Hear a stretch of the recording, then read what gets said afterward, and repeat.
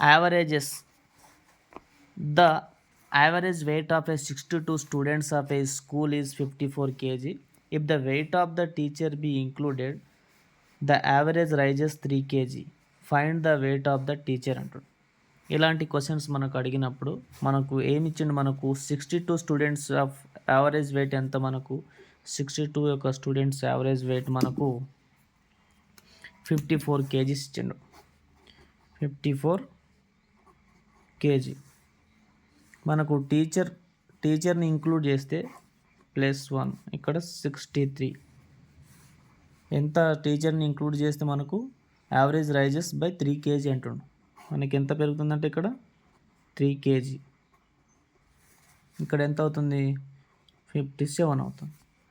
ఈ 54 ఉందా, ఈ 54 + 63 × 3 చేస్తే మనకు వచ్చేది ఆన్సర్ 63 × 3. 54 + 63 × 3 189, 243. ఇది మన ఆన్సర్.